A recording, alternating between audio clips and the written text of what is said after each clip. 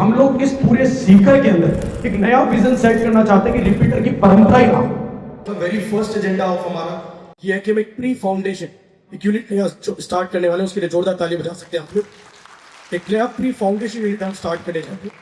दूसरी चीज, हम 11th का क्रैश कोर्स जो कि पूरे कंप्लीट मार्केट में कहीं भी कोई भी इस इंडस्ट्री के अंदर नहीं करता है कि कोई भी विद्यार्थी का कहीं भी 11th किसी भी इंस्टीट्यूट में अगर वीक है तो हम उसका बहुत अच्छी तरीके से एक चीज को वापस से पूरा रिवाइज कराने के लिए एक नया आगाज करेंगे।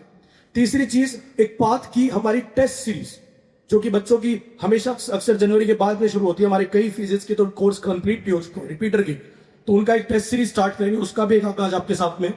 प्लस आप सभी को सुनकर बहुत अच्छा महसूस होगा कि आप इस बार दो नए कैंपस के साथ आ रहे हैं। जोरदार तालियां बजाएं इसके लिए। आप लोग दो बड़े नए कैंपस के साथ आ रहे हैं क्योंकि हमने जिस प्रकार से फीडबैक लिया है, जिस प्रकार से लोगों से बात की है, ऐसा महसूस कर पा रहे हैं हम लोग कि हम लोग को वाकई में अभी और आवश्यकता होगी और बच्चों का विश्वास हम पे है। और ये जो विजन आपके साथ शेयर कर रहे हैं हम लोग, लिटरली बताएं, आप सभी सोच के देख लीजिए कि हम यहाँ पर कोई इस प्रकार से कोई बिजनेस पॉइंट ऑफ व्यू के साथ काम करें। हमारी जो वर्किंग है, आप एक दिन कोचिंग में बैठ के देखिए, सुबह से लेके रात तक जो 10 लोगों की टीम है, 10 लोगों की जो टीम है, साथ में हमारे साथ जैसे और भी हमारे साथी बहुत अच्छे से लेवल पे हमारे साथ जुड़े हुए हैं। रोहिताज सर है, रोहित सर है, ये इनका पूरा हमारे साथ एक बहुत अच्छे से पॉजिटिव। लेकिन ये जो पूरी 10 लोगों की टीम जो क्लास में खड़ी एवरी डे सुबह से लेकर रात तक, चाहे संडे हो या चाहे कुछ भी हो, हम बहुत मेहनत के साथ काम कर रहे हैं और पूरी शुद्धता के साथ काम कर रहे हैं। और ये शुद्धता के साथ काम करने के बाद में मैं इतना जानता हूं कि अगर हम लोग कुछ भी करेंगे तो ऊपर वाला हमारा साथ जरूर देगा और आप बड़ों का भी हमारे साथ रहेगा। Everyone, thank you so much. तो एवरीवन, सबसे पहले मैं बुलाना चाहूंगा डीके सर को। आज आपको पूरा हमारा जो प्रोग्राम है उसके बारे में जो कार्यशैली है वो अच्छे से बताएंगे आपको। मैं निवेदन करूंगा डीके सर से। और बच्चों में इतनी जबरदस्त पकड़ है, मतलब कि केवल हम हमारे इंस्टीट्यूट की बात नहीं करेंगे, सीकर के तमाम जितने बच्चे हैं सबका सपना रहता है इन सबके साथ में कुछ रूबरू करें। Thank you sir. आप सभी को तहे दिल से बहुत बहुत सादर आभार कि आप सभी यहाँ पर पाथ करियर इंस्टीट्यूट के एक बड़े कार्यक्रम में, एक नई शुरुआत में एक साक्षी बनने के लिए, गवाह बनने के लिए उपस्थित हुए। मेरी और हमारी पूरी पाथ करियर इंस्टीट्यूट की टीम की तरफ से आप सभी को बहुत बहुत शुभकामनाएं और बहुत बहुत धन्यवाद, तहे दिल से आभार कि सीकर के इस शिक्षा नगरी के इस पटल पर हम लोग विद इन अ ईयर, जैसा कि मैं आपको बताऊं, 20 फरवरी 2025 को हमने अपने पहले बैच की शुरुआत की और अभी उसको एक वर्ष पूर्ण नहीं हुआ है। 1 साल पूर्ण होने से पहले ही लगभग 3 माह का समय भी शेष है, कह सकते हो। अभी दिसंबर चल रहा है, जनवरी और फिर फरवरी का माह आएगा। उससे पहले आप लोगों के इतने बड़े सपोर्ट, इतना अथक परिश्रम और जो विश्वास आपने हमारे लिए दिखाया है, हमारे इस परिश्रम के लिए, उस सभी के चलते हम लोगों ने बहुत जल्द सीकर के अंदर शिक्षा के क्षेत्र में कुछ नए कीर्तिमान स्थापित करने के लिए प्रयास किया है, कदम उठाए हैं। इन कार्यक्रमों की बेला में आप सुन रहे होंगे, देख भी रहे होंगे सोशल मार्केटिंग में, सोशल साइट्स पर, कि सीकर में पाथ कुछ बड़ा करने वाला है। पहले तो हम सोच रहे थे कि इस टैगलाइन को इस तरह लिखें कि पाथ सीकर में कुछ नया करने वाला है, लेकिन हमने इसे बदलकर कुछ बड़ा करने वाला है लिखा, क्योंकि प्रतिवर्ष कुछ ना कुछ नया तो सीकर में होता ही है। कोई ना कोई न्यू इंस्टीट्यूट खुलता है, नई श्रृंखलाएं बनती हैं, नए स्टूडेंट्स आते हैं, लेकिन कुछ बड़ा जो हमेशा के लिए सीकर में एक मतलब अविस्मरणीय घटना के रूप में जाना जाए, ऐसे कुछ मापदंडों पर हमारी टीम ने बहुत गहराई से मंथन किया, विचार किया और उसके परिणाम स्वरूप हमने लगभग 5 नए उपक्रम अपने इस पाथ करियर इंस्टीट्यूट की श्रृंखला में जोड़े हैं। जैसा कि आपको अभी लाटा सर ने शॉर्ट में बताया, उसी को थोड़ा सा विस्तृत रूप से मैं विश्लेषण करूंगा। देखिए, पाथ करियर इंस्टीट्यूट जो 2025 यही साल अभी चल रहा है जिसमें ये प्रारंभ हुआ, हमने एक स्वप्न के साथ शुरुआत की, जिसमें सपना था कि नीट की प्रिपरेशन करने वाले जो भी विद्यार्थी हैं, स्टूडेंट हैं, जो सीकर आते हैं एक स्वप्न आंखों में लेकर, उस स्वप्न को जितनी जल्दी हकीकत में बदल सकें, जितनी कम समस्याओं का सामना कर सकें और जितना एक इंस्टीट्यूट, एक शिक्षक उनके लिए बेहतरीन से बेहतरीन प्रयास कर सकता हो, उन सभी बातों करके इस पाथ कैरियर इंस्टीट्यूट की प्रारंभ या स्थापना बनने की। उसी श्रृंखला में जब हमने ये वर्ष प्रारंभ किया, ये सेशन स्टार्ट किया, तो कई सारी ऐसी बातें, ऐसे रुझान, जैसे कि आप जानते हैं कोई भी नई शुरुआत होती है, नया कार्यक्रम होता है या कुछ भी नया एक उपक्रम किसी पहले से स्थापित शहर में आता है, तो सामने समस्याओं का सामना करना पड़ता है। और उन्हीं समस्याओं के चलते आप लोगों ने जो भरोसा हम लोगों पर दिखाया, और उस भरोसे को हमने कहीं हद तक, अगर अब तक के अपने 9-10 महीने के इस जर्नी का विश्लेषण करें तो बहुत अच्छे से कर्ज भी चुकाया है, ये कह सकते हैं। जैसा कि हमारे इस कार्यक्रम के चलते हमारे जो नॉन एकेडमिक स्टाफ की टीम है, वो पिछले 5-6 दिन से आप लोगों को इनविटेशन या निमंत्रण के जरिए मुलाकातें कर रही थी। तो उनका फीडबैक था कि जितने भी अभिभावक हमें मिले हैं, जितने भी अपने शिक्षा के जो क्षेत्र में अपने विद्यार्थी स्टूडेंट्स को या अपने विद्यार्थियों से किसी हॉस्टल के माध्यम से जुड़ रहे हैं, उन सभी का बहुत ही सकारात्मक और पॉजिटिव फीडबैक है। हमने इनको भी निर्देश दिए थे कि यार कोई ड्रॉबैक या फिर कोई कमी, कोई फीडबैक के रूप में कोई सुझाव अगर कोई अभिभावक हमें दे तो वो भी हमें बताएं। लेकिन ये जानते हुए बहुत ज़्यादा गर्व हो रहा है कि इन्होंने कहा कि सभी अभिभावकों ने बहुत पॉजिटिव पढ़ाई की, सभी अभिभावकों ने बहुत पॉजिटिव फीडबैक दिया पाथ को लेकर के कि बहुत अच्छा टीम मेहनत कर रही है, प्रयास कर रही है। और जितने भी स्टूडेंट्स हमारे हॉस्टल में रह रहे हैं या फिर हमारे खुद के जो बच्चे हैं, वो पाथ को लेकर के किसी प्रकार की कोई शिकायत नहीं कर रहे हैं। तो ये हमारे लिए बहुत ही बड़ी उपलब्धि इस प्रथम वर्ष के अंदर मानी जा सकती है। और इसी से हमें एक कॉन्फिडेंस मिला कि यार जब सब कुछ इतना पॉजिटिव चल रहा है, मेहनत करने का जज्बा हम लोगों में है, तो क्यों ना इस उपक्रम में कुछ और श्रृंखलाएं जोड़ी जाएं, कुछ और कड़ियां जोड़ी जाएं। उन्हीं कड़ियों की श्रृंखला में आज मतलब बच्चों के अंदर जो पॉजिटिवनेस देखी गई है, पाथ में पढ़ रहे जो स्टूडेंट हैं और जो पाथ में एडमिशन नहीं ले पाए जगह के अभाव की वजह से, सीट्स की कमी की वजह से, उन सभी का शुरुआत से ही हमारे ऊपर एक ट्रस्ट था कि यार ये जो टीम है, इनके टेस्ट पेपर्स बहुत शानदार होते हैं। नीट में जिस तरीके के क्वेश्चंस आते हैं, लगभग उसी तरीके के प्रश्न पत्र ये बनाते हैं। इनके क्वेश्चंस में एरर बहुत कम होती है और बहुत ही अनुभवी लोग हैं। तो वो चाहते थे कि सर हम एडमिशन तो नहीं ले पाए, लेकिन आपके यहाँ टेस्ट सीरीज ज्वाइन करें। तो अब नीट जैसे कि 3 मई को घोषित हो चुका है, उसके अकॉर्डिंग निर्धारित समय शेष है। तो हम लोगों ने अपने पाथ की पूरी स्टूडेंट्स की प्लानिंग करते हुए हमने बाहर के जितने भी स्टूडेंट्स जो कहीं पर ऑफलाइन पढ़ रहे हों या कहीं भी ऑनलाइन टेस्ट सीरीज के माध्यम से ज्वाइन करने की कोशिश करते हैं, उनको एक ऑफलाइन प्लेटफॉर्म में टेस्ट सीरीज प्रोवाइड करने का संकल्प लिया।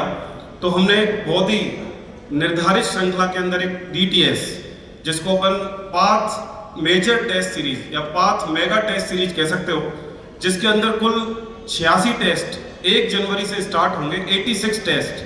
ये अभी तक सीकर में इतने टेस्ट नीट श्रृंखला के लिए, नीट परीक्षा के लिए कोई भी ऑर्गेनाइज नहीं करा था।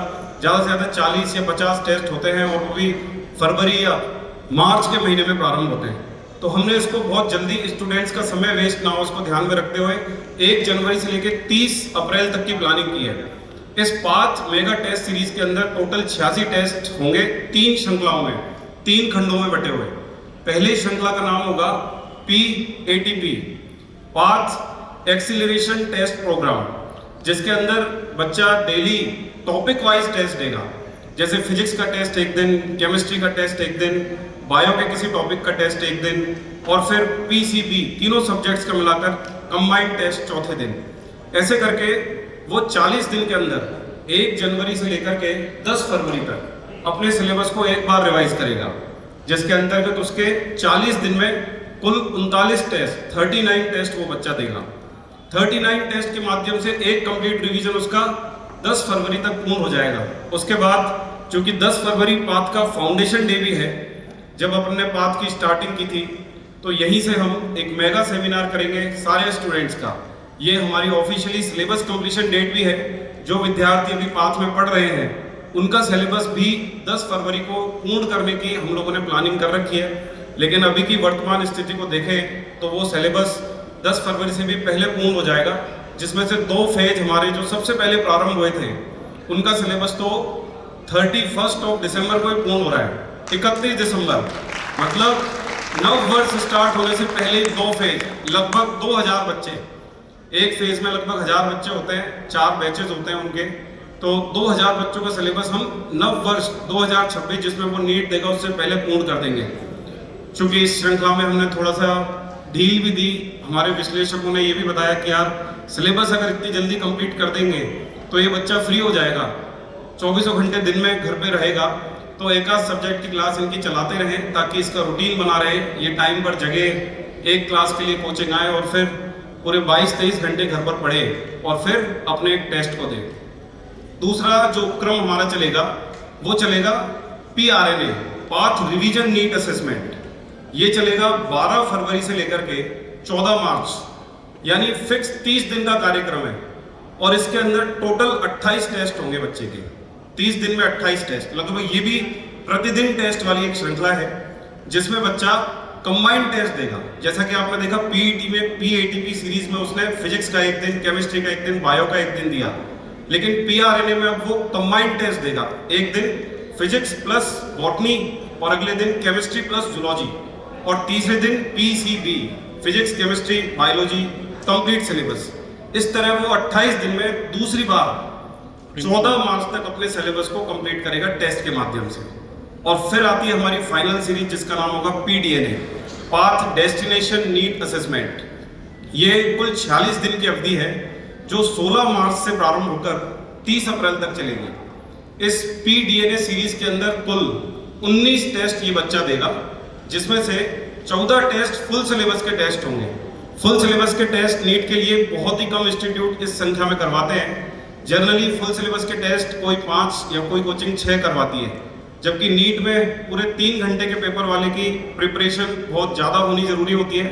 तो हमारे इन 19 टेस्ट जो अप्रैल के महीने में होंगे उनमें से 14 टेस्ट वो होंगे जो फुल सिलेबस के होंगे और बाकी के जो बचे हुए 5 टेस्ट होंगे वो PRNA सीरीज के 2-2 पार्ट्स को जोड़ करके कराए जाएंगे। इस तरह अगर देखें तो 3 खंडों में उसने अपना पूरा रिवीजन किया, लेकिन फुल सिलेबस के टेस्ट के माध्यम से उसका जो रिवीजन है लगभग आप कह सकते हो 21 बार हो गया, क्योंकि ये फुल सिलेबस के टोटल टेस्ट हमारे होंगे 17, क्योंकि फर्स्ट सीरीज में भी 2 फुल सिलेबस है, सेकंड सीरीज में भी 2 फुल सिलेबस है और थर्ड सीरीज में 14 फुल सिलेबस है।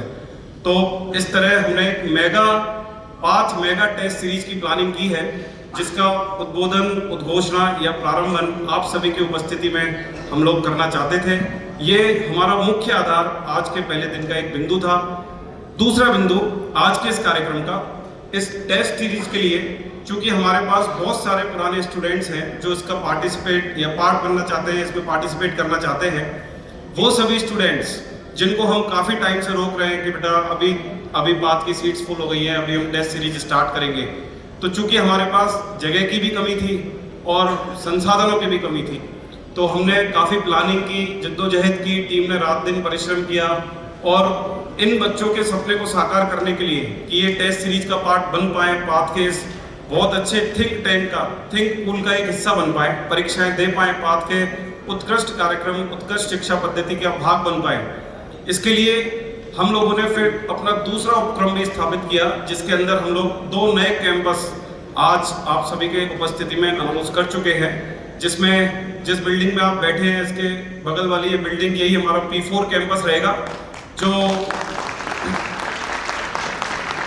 अभी तो इसके प्रारंभ होने का प्रमुख कारण यही है कि बाहर के बच्चे जब टेस्ट सीरीज ज्वाइन करेंगे और हमारे सारे ही बच्चे एक साथ जब टेस्ट देंगे तो वो जगह कम ना पड़े और उनको हम नीट जैसा माहौल दे सकें। नीट में जिस तरह एक प्रॉपर डिस्टेंस के साथ, एक प्रॉपर करिकुलम के साथ जो प्रोग्रामिंग होती है, इन्विजिलेटर के साथ, प्रॉपर संसाधनों के साथ, वैसी सुविधाएं हम बच्चों को प्रदान कर सकें टेस्ट के दौरान। तो अभी इस बिल्डिंग का हमारा जो मुख्य उद्देश्य है वो यही है कि इसमें टेस्ट सीरीज बहुत प्रॉपर चले और बाकी अगर आप लोगों का आशीर्वाद रहा और इस तरह सपोर्ट और समर्थन रहा और रिजल्ट भी बहुत शानदार हमारी मेहनत उसके रूप में अगर प्रतिबिंबित हुई, तो हम कह सकते हैं कि हम नेक्स्ट सेशन में अपने वो स्टूडेंट्स जो इस बार हमें जगह के अभाव के कारण उनको क्षमा प्रार्थी बनना पड़ा, अब उन बच्चों को भी हम एडमिशन दे सकने में सफल हो पाएंगे। तीसरा उपक्रम इस श्रृंखला में जो हमारी जो बिल्डिंग है कैंपस नंबर 5, उसका प्रारंभ हमने एक विशेष पर्पस से किया और वही हमारे आज के इस कार्यक्रम का तीसरा प्रमुख बिंदु है और वो है प्री फाउंडेशन। अब ये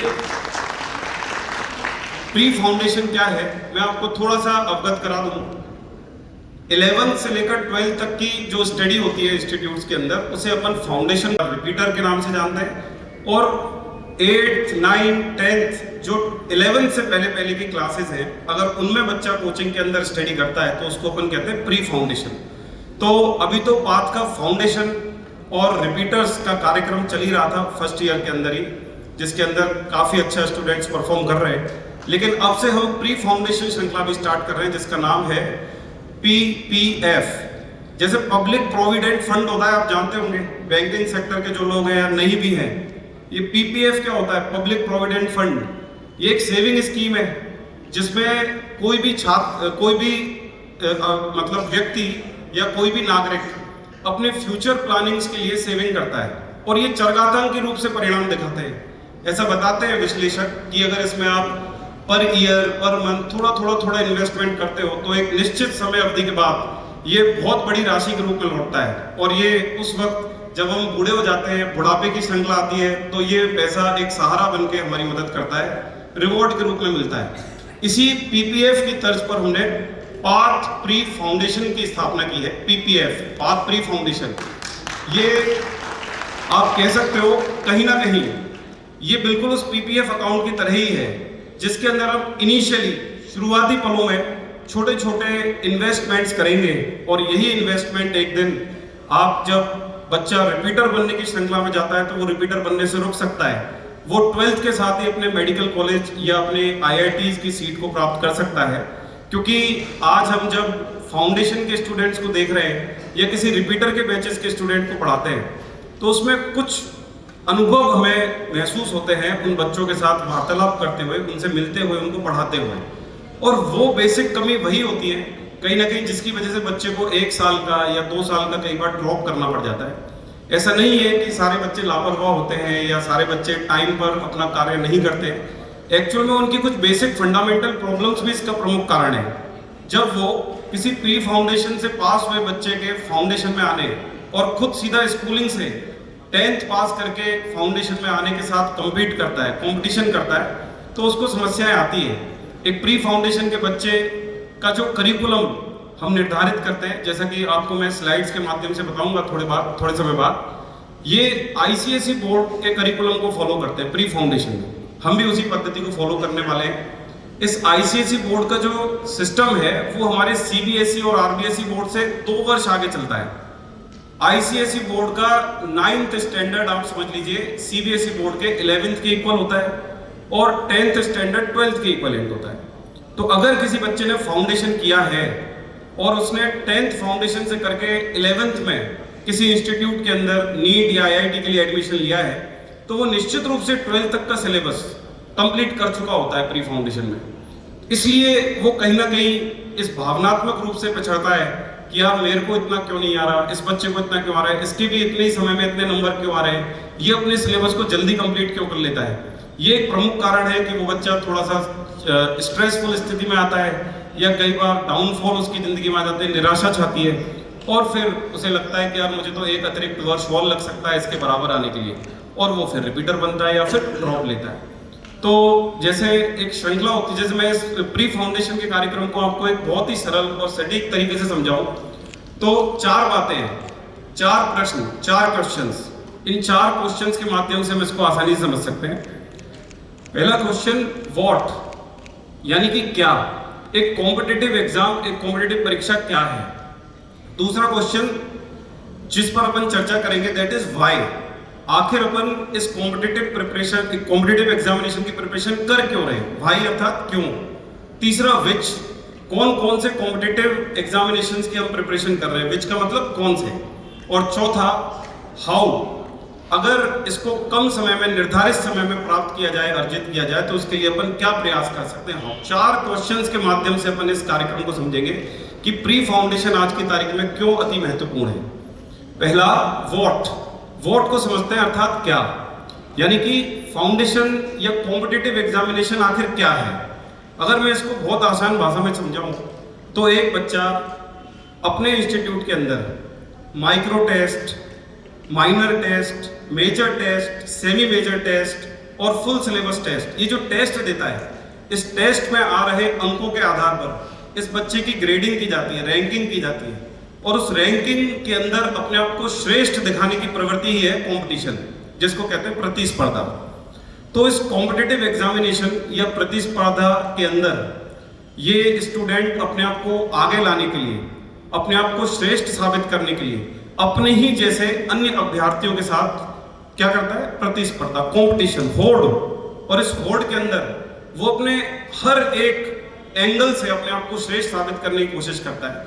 अब जैसे आप किसी भी फील्ड में चले जाइए, लाइक क्रिकेट आप सभी देखते होंगे, भारत के अंदर क्रिकेट का बहुत ज्यादा क्रेज भी है। तो मैं एक बहुत सिंपल एग्जामिनेशन से आपको एग्जाम्पल से समझाना चाहूंगा इस एग्जामिनेशन के पार्ट को। देखिए, जैसे एक पुराना जमाना था जब सचिन हुआ करते थे, कपिल देव हुआ करते थे, उस समय क्या है कि किसी भी गांव में, शहर में या एक पूरे स्टेट में एक दो ही या 4 या 5-10 खिलाड़ी होते थे ऐसे जो थोड़े अच्छे खेल रहे, और उनमें सीधा एक कंपटीशन हो जाता था और आगे बढ़ जाते थे और इंडियन टीम का निर्माण हो जाता था। लेकिन आज के वर्तमान परिप्रेक्ष्य को देखें तो आज के परिप्रेक्ष्य में इंडियन क्रिकेट टीम में जो बहुत बढ़िया खिलाड़ी जिसका नेम और फेम अच्छा है, जैसे विराट कोहली का एग्जांपल लें, तो आपको क्या लगता है कि विराट कोहली आज जो इंटरनेशनल स्टैंडर्ड पे इतना बड़ा महान क्रिकेटर बना है भारतीय क्रिकेट टीम के तरफ से वर्ल्ड लेवल पे, क्या ये ऐसे ही किसी शहर से या किसी स्टेट से उठा और इसने 1-2 प्रतियोगिताएं खेली और ये उस इंटरनेशनल लेवल के मुकाम पर पहुंच गया?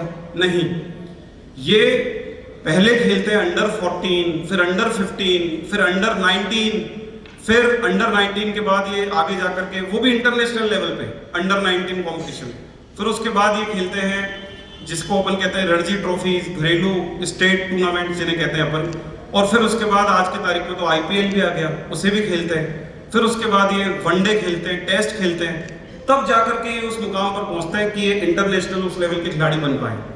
आज के तारीख में जो अंडर 13, 14, 19 या फिर जो रणजी है, ये प्री फाउंडेशन ही समझ लीजिए आप। जितना अर्ली कोई स्टूडेंट कंपटीशन करने लगेगा, वो कंपटीशन की गहराई को, अपनी कमजोरियों को, उसमें पेपर का विश्लेषण कैसे करना होता है। आज आप समझिए कि स्टूडेंट की रिपीटर बनने के पीछे, रिवाइड मतलब अपने आप को एक ईयर का ड्रॉप देने के पीछे एक बड़ा कारण ये भी है कि 10वीं के बाद बच्चा जब स्कूलिंग के एग्जामिनेशन देता है, बोर्ड की परीक्षा, तो वो कई महीनों तक कंफ्यूज तो इस बात में रहता है कि यार सब्जेक्ट क्या चुने, मुझे आखिर इंटरेस्ट किस में है। 10वीं तक उसे इंटरेस्ट ही नहीं पता है अपना। क्यों?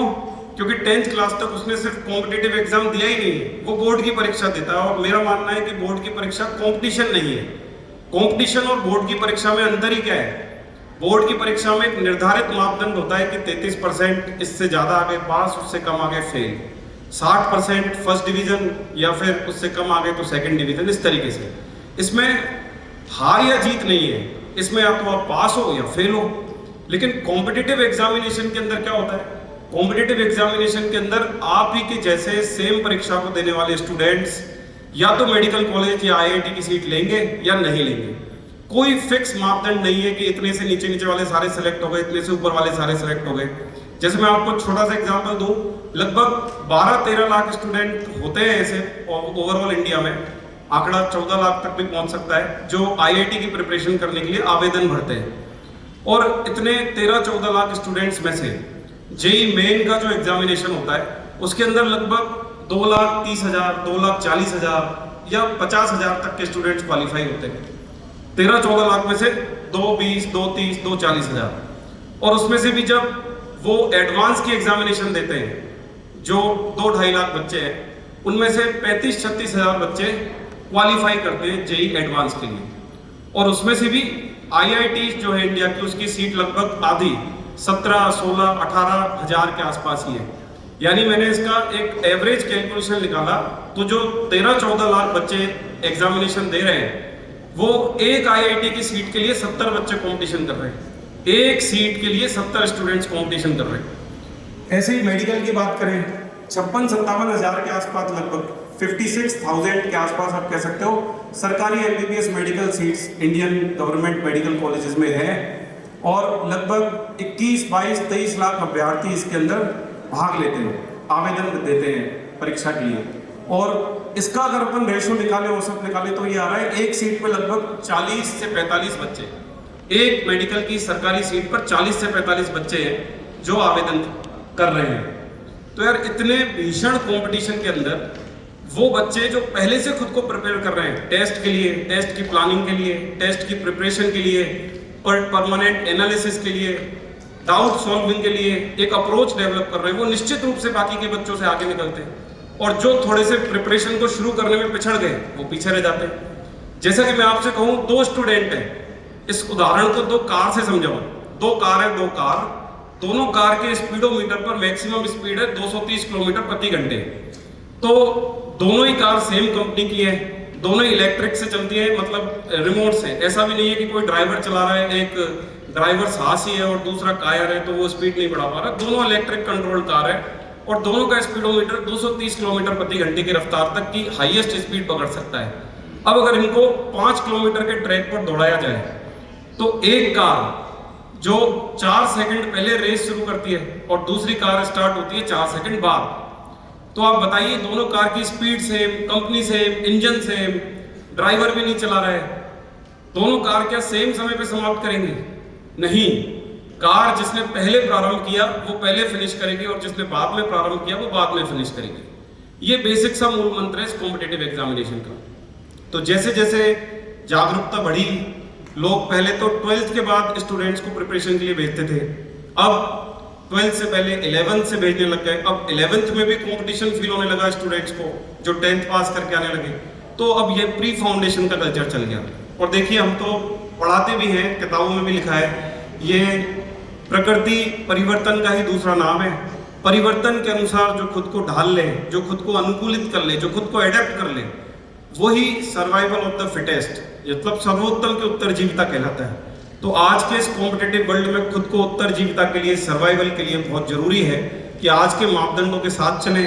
आज के जो अभ्यर्थी नीट की, IIT की प्रिपरेशन के लिए जितना जल्दी जाग रहे हैं, जितना जल्दी प्रयासरत है, जितना जल्दी स्टार्ट करते हैं, वो उतनी जल्दी खत्म भी कर देते हैं। तो फिर सवाल उठता है दूसरा, पहला सवाल मैंने बताया कॉम्पिटिटिव एग्जाम क्या है, दूसरा मैंने बताया कॉम्पिटिटिव एग्जाम की जरूरत क्यों पड़ी, व्हाई, तीसरा विच, कौन कौन से कॉम्पिटिटिव एग्जामिनेशंस हो सकते हैं। जैसा कि आप जानते हैं 11वीं और 12वीं के साथ जो बच्चे नीट की प्रिपरेशन कर रहे हैं वो तो IIT और नीट के लिए प्रिपरेशन कर रहे हैं, बिल्कुल सही है।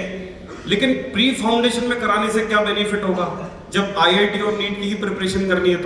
तो मैं आपको बता दूं, 8th, 9th और 10th के लेवल पे ऐसी इंडिया में कम से कम 25 परीक्षाएं होती हैं जो इंडियन लेवल पे भी होती हैं, स्टेट लेवल पे भी होती हैं और इंटरनेशनल, अंतरराष्ट्रीय स्तर पर भी होती हैं, जिनको कहते हैं साइंस ओलंपियाड एग्जामिनेशंस।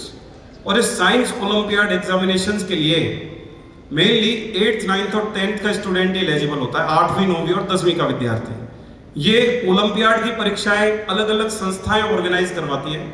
जैसे SOF एक ऑर्गेनाइजिंग कंडक्टिंग बॉडी है जिसे कहते हैं साइंस ओलंपियाड फाउंडेशन, एक जिसको कहते हैं अपन IAPT, Indian association of physics teachers, physics के देश के सर्वश्रेष्ठ टीचर्स का एक कॉम्बिनेशन है, ये ऑर्गेनाइजेशन है जो तरह तरह की IES एग्जामिनेशन करवाता है। IES का मतलब Indian standard examinations, IESE Indian standard examination of English, IESB Indian standard examination of biology, ऐसे केमिस्ट्री, ऐसे फिजिक्स, ऐसे ही सिल्वर एक करके अपनी ऑर्गेनाइजेशन बॉडी है जो सिल्वर एक्ट करके जो कि ये ऑर्गेनाइजेशन एग्जामिनेशंस कंडक्ट करवाती है। ऐसे कम से कम 4-5 संस्थाएं हैं जो इंडियन लेवल पे कम से कम 20 से 25 फाउंडेशन ओलंपियाड के एग्जामिनेशन कंडक्ट करवाते हैं। और ओलंपियाड के एग्जामिनेशंस का क्रेज अभी सीकर में नहीं है, जबकि आप जानेंगे, पाएंगे कि इंडिया में ओलंपियाड्स के अंदर कोटा से ही हमेशा स्टूडेंट सेलेक्ट होते आए हैं आज तक। पिछले 1-2 सालों से इसमें जयपुर से भी कुछ स्टूडेंट सेलेक्ट हो रहे हैं, लेकिन सीकर में अभी किसी भी इंस्टीट्यूट का इन ओलंपियाड एग्जामिनेशंस को लेकर कोई क्रेज है ही नहीं, एक्चुअल में नॉलेज ही नहीं है, या फिर वो करवाना भी नहीं चाहते।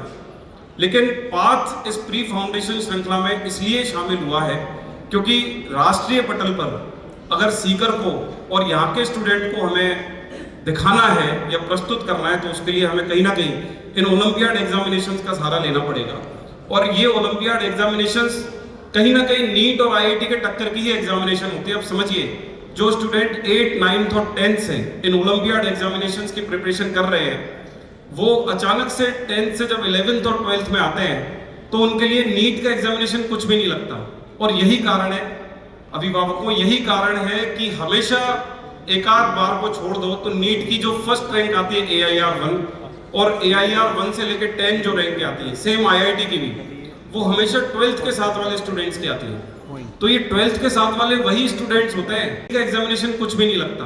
और यही कारण है अभिभावकों, यही कारण है कि हमेशा एक आध बार को छोड़ दो तो नीट की जो फर्स्ट रैंक आती है AIR 1 और AIR 1 से लेकर 10 जो रैंक आती है, सेम IIT की भी, वो हमेशा 12th के साथ वाले स्टूडेंट्स की आती है। तो ये 12th के साथ वाले वही स्टूडेंट्स होते हैं जो कहीं ना कहीं ओलंपियाड जैसी नेशनल लेवल के एग्जामिनेशंस को 8th, 9th और 10th से कंटिन्यू फेस कर रहे हैं।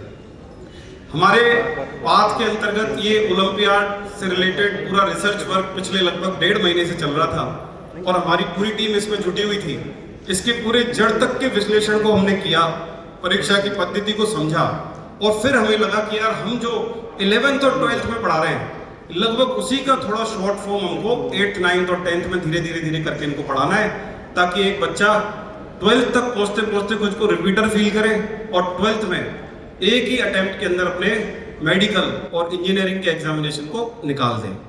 तो जैसा कि मैंने आपको बताया, कॉम्पिटिटिव एग्जामिनेशन क्या है, कॉम्पिटिटिव एग्जामिनेशन क्यों जरूरी है और कॉम्पिटिटिव एग्जामिनेशन अब करें कैसे, इसकी तैयारी कैसे करें और इसमें पाथ श्रेष्ठ क्यों है, ये मैं आपको बता देता हूँ।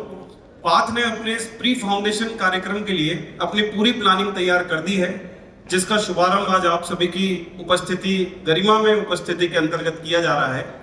इस शुभारंभ के तहत मैं आपको बता दूं कि पाथ ने इसके स्टडी मटेरियल मॉड्यूल्स डिजाइन कर लिए हैं, इसकी टेस्ट प्लानिंग तैयार कर ली है, कितने टेस्ट होने हैं, स्टूडेंट कितने घंटे तक इंस्टीट्यूट में रहेगा, 45 मिनट की इनकी क्लासेस होंगी और 6 घंटे एक 8th, 9th और 10th का स्टूडेंट इंस्टीट्यूट में व्यतीत करेगा, जिसमें से 1 घंटे वो स्टूडेंट पाथ के अंदर अपनी डाउट सेशन के लिए भी उपस्थित रहेगा। डाउट काउंटर भी यही, पाथ प्री फाउंडेशन में एक नई शुरुआत ये भी करने जा रहा है कि होमवर्क वाला कॉन्सेप्ट ही नहीं है, यही जो पढ़ाया वो यही कंप्लीट कराएंगे, डाउट्स भी यही आएंगे और वो डाउट्स भी यही कंप्लीट कराए जाएंगे। इसमें कम से कम 25 ऐसी एक्टिविटीज भी शामिल की गई हैं जो 8th, 9th, 10th के स्टूडेंट्स को इंस्टीट्यूट की तरफ से कराई जाएंगी, जिसमें कुछ स्पोर्ट्स एक्टिविटी होंगी, कुछ एजुकेशनल विजिट्स होंगे, जैसे कई ऐसे स्थान हैं जहां पर स्टूडेंट्स को स्कूल्स की तरफ से ले जाया भी नहीं जाता, जबकि वो उसकी फीस चार्ज कर लेते, लेकिन हम यहाँ पर कम से कम 25-26 ऐसे कार्यक्रम ऑर्गेनाइज इनके साथ करेंगे जो इनके जनरल नॉलेज को, इनके IQ को, इनके स्किल डेवलपमेंट कार्यक्रम को और इनके विश्लेषणात्मक तकनीकों पर ज्यादा जोर देगा, ज्यादा फोकस्ड होगा और इनको उच्च कोटि की तैयारी करने के लिए, नेशनल लेवल की परीक्षाओं के लिए पात्रता प्रदान करेगा। इसी श्रृंखला में मैंने आपको प्री फाउंडेशन अपन स्टार्ट करने जा रहे हैं, इस तीसरे उपक्रम के बारे में आपको अवगत कराया। चौथी जो सबसे इंपॉर्टेंट इस आज के कार्यक्रम की आधारभूत घटना है जिसको अपन स्टार्ट करने जा रहे हैं आपकी उपस्थिति में, यह है, ये भी एकदम अनूठी पहल है। ये आज से पहले उत्तर भारत के तो किसी इंस्टीट्यूट में हुई नहीं है, जिसे आपने सुना तो होगा जरूर नाम, क्रैश कोर्स। क्रैश कोर्स क्या होता है? बहुत कम समय में, लगभग 1-1.5 महीने के अंदर स्टूडेंट को पूरे सिलेबस की तैयारी करा देना ही क्रैश कोर्स कहलाता है। तो यहाँ से पहले जो क्रैश कोर्स आज तक चलते आए हैं, ये वो क्रैश कोर्स है जब बच्चा 12वीं देकर के बोर्ड की परीक्षा के बाद नीट के, IIT के बारे में सोचता है, तो वो स्टूडेंट 1 से 1.5 महीने के अंदर अपने नीट या IIT के सिलेबस को किसी इंस्टीट्यूट में तैयार करता है और फिर वो आगे रिपीटर या फ्रेशर में कन्वर्ट हो जाता है। ये एक प्लानिंग होती है इस बात की कि कैसे एक 12वीं पास बच्चे को 1.5 महीने में तैयारी कराकर नीट में सिलेक्शन कराना और उसको सपना दिखाना और फिर उसको रिपीटर में कन्वर्ट कैसे किया जाए। ठीक उसी के विपरीत हम लोगों ने ऐसा कोई क्रैश कोर्स लॉन्च नहीं किया कि 12th के बाद बच्चे को 1.5 महीने में नीट में या IIT में प्रवेश करवाएंगे। हम लोगों ने क्रैश कोर्स स्टार्ट किया है 11th क्रैश कोर्स। जो बच्चे 11th कंप्लीट कर चुके हैं या 11th कंप्लीट करने वाले हैं, अपने इंस्टीट्यूट के हैं या किसी दूसरे इंस्टीट्यूट के हो सकते हैं, वो सभी 10 फरवरी से पहले पहले एक बार, 21 दिसंबर से लेकर 10 फरवरी से पहले पहले एक बार 11th का रिवीजन फिर से करेंगे। अपनी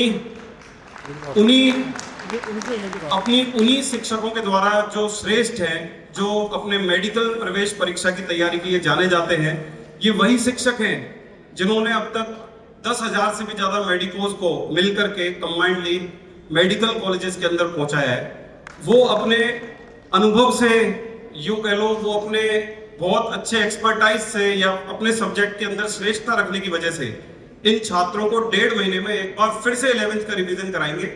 और हम ये मुहिम इसलिए भी स्टार्ट करना चाहते थे क्योंकि हमें अपने 11th के बैचेस पर इतना ज्यादा कॉन्फिडेंस है कि हमारे पाथ केयर इंस्टीट्यूट के जैसी 11th अभी तो उत्तर भारत में किसी दूसरे भी इंस्टीट्यूट के 11th के अंदर ऐसी मॉड्यूल ले लो, आप नोट्स ले लो, टीचर्स जो गए हैं वो ले लीजिए, चाहे स्टूडेंट्स का आईक्यू ले लीजिए या उनके टेस्ट पेपर्स का लेवल ले लीजिए, इन सभी के अंदर पाथ के 11th का जो स्टूडेंट है वो श्रेष्ठ है। जब अंडे के अंदर उस चिड़िया का बच्चा पल रहा होता है तो अंडा ही उसकी दुनिया होती है, और जब वो उसे फोड़कर घोंसले में आता है तो फिर सोचता है घोंसला यार अंडे से बड़ी दुनिया है।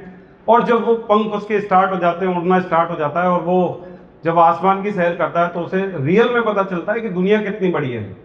तो अभी हो क्या रहा है 11th फाउंडेशन के अंदर, जहाँ पर हम पहले भी रहे हैं और इतने सालों से इंस्टीट्यूट्स को देख रहे हैं, ये मतलब प्रोग्रामिंग है कि एक बच्चे को कैसे लंबे समय तक कोचिंग में बनाए रखा जा सकता है। तो 11th में उसकी कहानी बिल्कुल उस अंडे के अंदर पल रहे भ्रूण के जैसी होती है। उसको वही सीमित ज्ञान दिया जाता है, वैसे ही एकदम न्यू कमर्स टीचर से पढ़वा दिया जाता है जो खुद भी अभी अपने सब्जेक्ट को तैयार कर रहे होते हैं। तो बच्चे को ऐसा लगता है कि यार यही सब कुछ है, ये तो बहुत आसान है। फिर जब वो 12वीं में आता है तो फिर उसको कंपटीशन पता चलता है, पहली बार उसको रिपीटर भैया मिलते हैं हॉस्टल के अंदर, या फिर रिपीटर दीदियां मिलती हैं, और वो उनके पेपर देखता है, उनके नोट्स देखता है, तो उसे पहली बार एहसास होता है यार दुनिया बहुत छोटी थी, ये तो हमारा चैप्टर जो 5 पन्नों में हो रखा था उसमें तो 25 पन्ने हो रखे हैं इनके। वहाँ उसको निराशा होती है और फिर वो आगे बढ़ता है, चलो यार इस साल तो बोर्ड की तैयारी कर लेता हूँ, अगले साल देखेंगे भैया के 25 नंबर चलेंगे, भैया विरासत में कुछ दे जाएंगे हमें, इस कमरे को खिलाएंगे, अगले साल सिलेक्ट होंगे तो वहाँ अपन रहेंगे, और फिर 1-2 साल में निकलेंगे। तो इस तरह से वो रिपीटर पे रिपीटर बनता जाता है, और फिर उसको जब 1-2 साल का रिपीटर होता है तो रियल में ज्ञान होता है कि यार सिलेबस कितना बड़ा है, पढ़ाई कितनी होती है, और 11th में हमने क्या पढ़ा। इसलिए हमने इस चीज को शुरू से ही खत्म कर दिया है, अंडे वाली कहानी को साक्षी मानते हुए कि जब बच्चा घोंसले में ही है उसी वक्त उसे पता चलेगा कि सिलेबस कितना बड़ा है, दुनिया कितनी बड़ी है, और इसको कैसे तुम्हें सरल, आसान और इस उम्र में पढ़ सकने योग्य बनाया जा सकता है। इसी श्रृंखला में हमने ये सपना देखा और उसे पूरा करने के लिए अपने 11th के सभी बैचेस के अंदर अपने जितने भी अनुभवी टीचर्स हैं, 10 साल, 12 साल, 15 साल, जो रिपीटर को पढ़ा रहे हैं, जो इस साल नीट के अंदर कीर्तिमान स्थापित करेंगे, फिर से सैकड़ों बच्चों को मेडिकल कॉलेज में पहुंचाएंगे, उन्हीं से अपन ने 11th को पढ़वाया और उन्हीं ने कंप्लीट 12th क्लास को भी पढ़ाया। तो हमारा पाथ का जो मुख्य उद्देश्य है वो यही है कि एक बच्चा कम से कम समय में अपने इस जीवन के महत्वपूर्ण पड़ाव को इस कॉम्पिटिटिव दुनिया के अंदर वेस्ट ना करते हुए अपनी बढ़िया जिंदगी के अंदर अपने मेडिकल कॉलेज या IIT के अंदर कम से कम समय में कैसे पहुंचे। उसी श्रृंखला में हमने एक स्टेप आगे बढ़ाते हुए ये प्री फाउंडेशन सीरीज को स्टार्ट किया है कि रिपीटर बनने का चांस बिल्कुल ही खत्म हो जाए।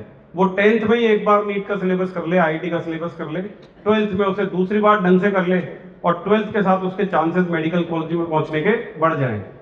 इसी श्रृंखला में 4 बातें मैं आपको बता चुका हूं आज के इस कार्यक्रम की विस्तार से।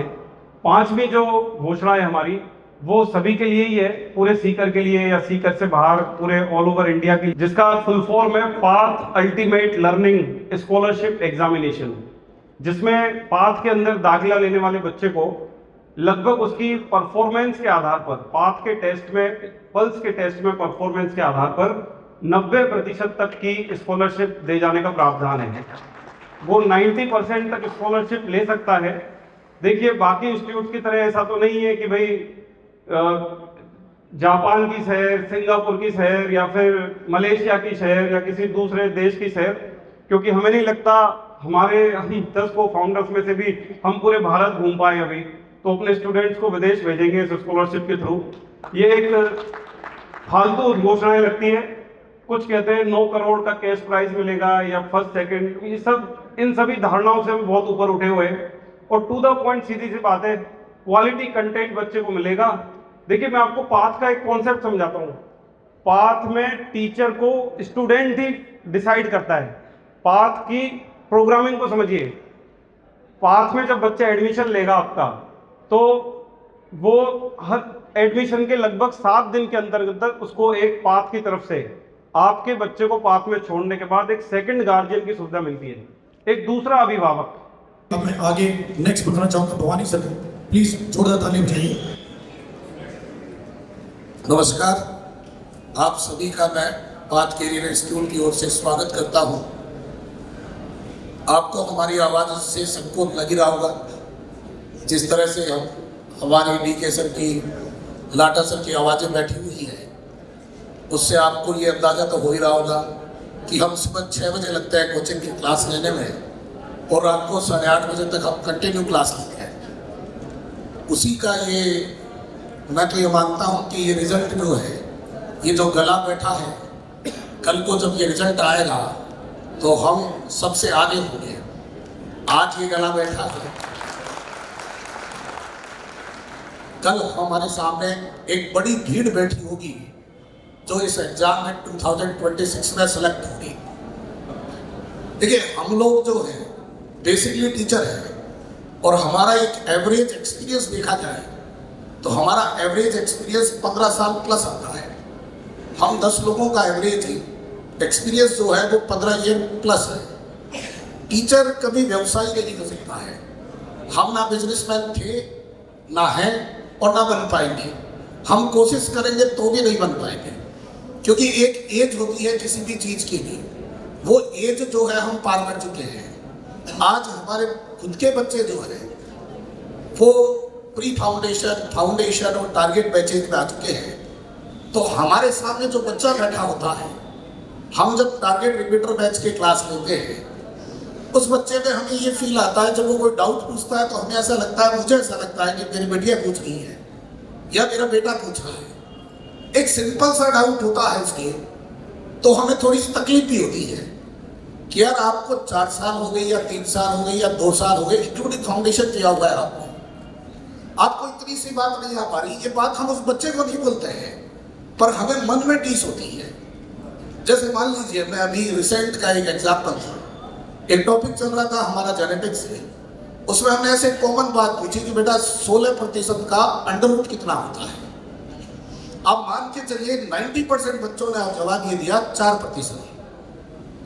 अब प्रतिशत निकालना 11वीं क्लास में तो नहीं सिखाते हैं, गलत जवाब है। 16% का अंडरवुड 4% नहीं होता है। ये गलत जवाब उस बच्चे ने, उसने प्रतिशत पे ध्यान ही नहीं दिया, 16 का अंडरवुड बता दिया। इसका मतलब ये गलती कहाँ रही उसके साथ? उसके 8th, 9th, 10th में रही। अगर उस 8th, 9th, 10th में उसे कॉम्पिटिटिव स्किल सिखाई जाती तो शायद आज वो बच्चा 16% का अंडरवुड 4% तो नहीं बोलता।